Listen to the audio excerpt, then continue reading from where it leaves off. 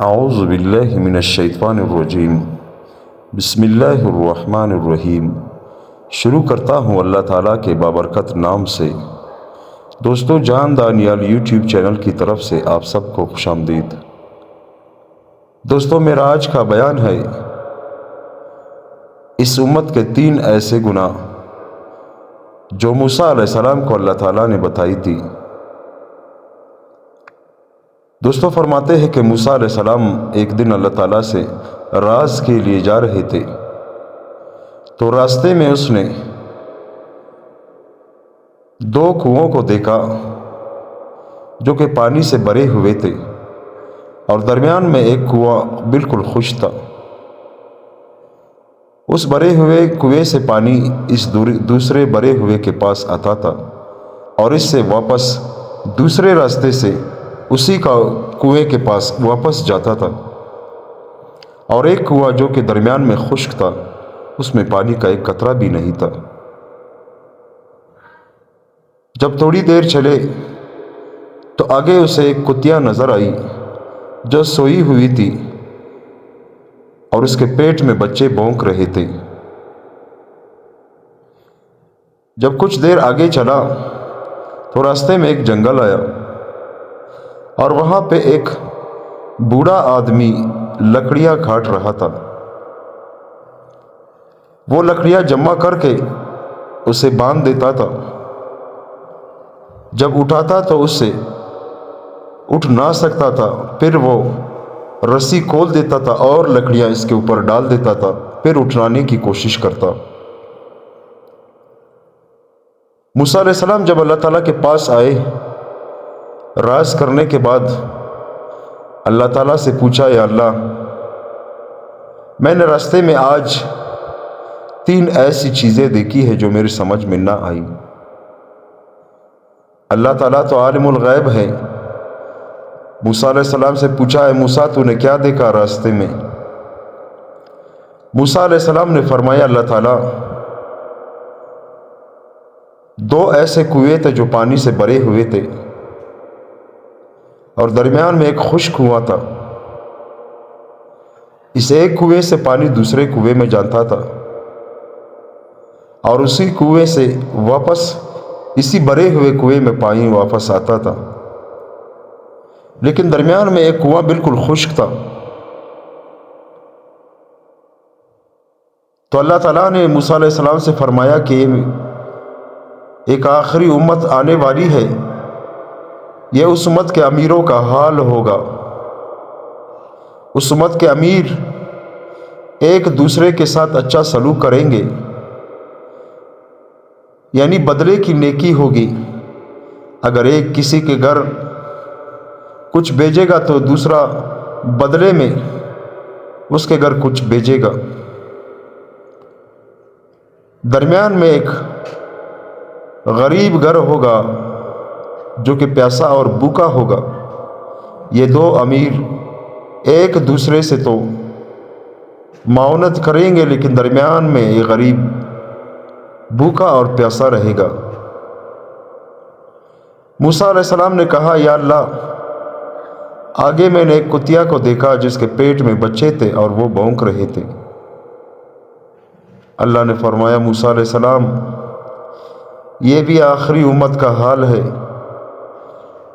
ان کے ماں باپ تو خاموش ہوں گے، ان کے بچے آگے چلتے ہوں گے، یعنی ماں باپ کی کوئی بات، بزرگوں کی کوئی بات نہیں مانی جائے گی، وہ خاموش بیٹھے ہوں گے، ان کی جو اولاد ہے ان سے آگے آگے چلتے ہوں گے، یعنی اپنے ماں باپ کو مشورہ دیتے ہوں گے کہ تم غلط تھے اور ہم صحیح ہے۔ پھر موسیٰ علیہ السلام نے کہا، یا اللہ، آگے میں نے ایک جنگل میں ایک بوڑھے شخص کو دیکھا جو لکڑیاں کاٹ رہا تھا، اور اس کا وزن اتنا تھا کہ وہ اس سے اٹھا نہ سکتا تھا، لیکن پھر بھی اور لکڑیاں کاٹ کر اس کے اوپر رکھ دیتا تھا اور پھر اٹھانے کی کوشش کرتا تھا۔ اللہ تعالیٰ نے فرمایا، موسیٰ، یہ بھی آخری امت کا حال ہے۔ اتنے گناہوں میں گرے ہوں گے کچھ لوگ، بلکہ اکثر لوگ اس کے باوجود بھی اور گناہ کرتے ہوں گے، یعنی جو گناہوں کا ان کا بوجھ ہے وہ اتنا وزنی ہوگا کہ قیامت کے دن وہ اٹھا نہیں سکیں گے،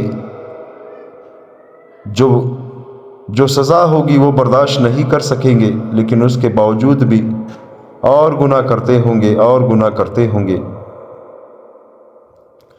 دوستو، اللہ تعالی ہم سب کو ان باتوں پر عمل کرنے کی توفیق عطا فرمائے۔ پھر فرماتے ہیں کہ موسیٰ علیہ السلام ایک راستے پر جا رہے تھے، ایک شخص ملا، موسیٰ علیہ السلام سے فرمایا کہ اے موسیٰ علیہ السلام، اللہ تعالیٰ سے میرا سلام کہنا اور اللہ کو بتانا، اللہ سے کہنا کہ میرا رزق بہت زیادہ ہے، میں سنبھال نہیں سکتا۔ اللہ تعالیٰ سے کہنا کہ میرے رزق کو تھوڑا کم کر دے، بہت زیادہ ہے، میں سنبھال نہیں سکتا۔ آگے آیا تو اسے ایک اور شخص ملا جس نے اپنا جسم ریت سے چھپایا ہوا تھا، یعنی اس کے پاس پہننے کے لیے کپڑے بھی نہیں تھے۔ موسیٰ علیہ السلام سے کہا کہ موسیٰ علیہ السلام، اللہ تعالیٰ سے راز کے لیے جا رہے ہو، اللہ سے کہنا کہ یا اللہ مجھے صرف اتنا ہی دے دے کہ میں اپنا عزت چھپا سکوں، میرے پاس تو کپڑوں کے بھی پیسے نہیں ہیں۔ موسیٰ علیہ السلام اللہ تعالیٰ کے پاس آئے، راز کرنے کے بعد اللہ سے کہا کہ یا اللہ مجھے ایسے دو شخص ملے، ایک کے پاس تو اتنی دولت تھی کہ وہ سنبھال نہیں سکتا تھا، اپنی دولت کو کم کرنے کا کہا ہے، اور دوسرے کے پاس اپنی عزت چھپانے کے لیے کپڑے بھی نہیں ہے، اور اس نے صرف اتنا کہا ہے کہ اللہ سے میرے لیے کہنا کہ میرے پاس اتنے پیسے بھی نہیں ہے کہ میں کپڑے خرید سکوں اور اپنی عزت کو چھپا سکوں۔ تو اللہ تعالیٰ نے موسیٰ علیہ السلام سے فرمایا کہ موسیٰ علیہ السلام، جس کا رزق زیادہ ہے اس سے کہنا کہ تو ایک خشک روٹی اٹھا لے اور ریت میں چلتے ہوئے اسے کھا لینا، اس کے بعد جو عمل اس کے پاس اس کے ساتھ ہوگا وہ مجھے بتا دینا، اور دوسرا جس کے پاس کپڑے نہیں تھی اس سے کہنا کہ اسی حال پہ اللہ کا شکر ادا کر۔ موسیٰ علیہ السلام آیا، پہلا تو اس شخص سے ملے جس کے پاس کپڑے نہیں تھے، کہا اللہ نے کہا ہے کہ آپ اسی حال پہ شکر کرو۔ اس نے کہا اللہ نے مجھے دیا ہی کیا ہے کہ میں شکر کروں۔ اس نے یہ بات جب پوری کی تو ہوا آئی اور جس ریت سے اس نے اپنی عزت چھپائی تھی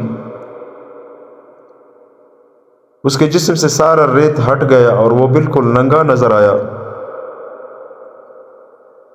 دوسرے شخص کے پاس آیا کہ اللہ تعالیٰ نے فرمایا کہ آپ ایک روٹی کا خشک ٹکڑا لے کر اسے کاتے جانا اور ریگستان میں چلتے جانا۔ اس شخص نے روٹی اٹھائی، خشک روٹی، اور چلتے میں اسے کھا رہے تھے، ریت پہ چل رہے تھے، روٹی کا ایک چھوٹا سا ٹکڑا اس سے گر گیا، تو اس نے بہت کوشش کی، وہ ٹکڑا اسے نہ ملا۔ آخر اپنے نوکروں کو بلایا اور چھاننی لایا، ریت کو چھان کے اس ٹکڑے کو پیدا کیا، ڈھونڈ لیا اور اسے صاف کر کے واپس کھا لیا۔ تو اسی وقت ایک فرشتہ موسیٰ علیہ السلام کے پاس آیا اور کہا کہ موسیٰ علیہ السلام، اللہ تعالیٰ فرماتا ہے کہ اگر وہ شخص اپنی حال پہ شکر کر دیتا تو میں اسے بہت ہی مال و دولت دے دیتا، لیکن وہ ناشکر ہے، اسے میں جتنا بھی دوں گا وہ ناشکری کرے گا، لہٰذا ناشکری کا انجام یہی ہے۔ اس دوسرے شخص کے جو واقعہ تھا وہ تو آپ کے سامنے ہوا کہ ایک روٹی کے ٹکڑے کو بھی ریت کو چھان لیا اور اسے ڈھونڈ لیا، اس روٹی کے ٹکڑے کو، اور واپس اسے صاف کر کے کھا لیا اور میرا شکر ادا کیا۔ تو میں اس کے رزق کو کیسے کم کر لوں؟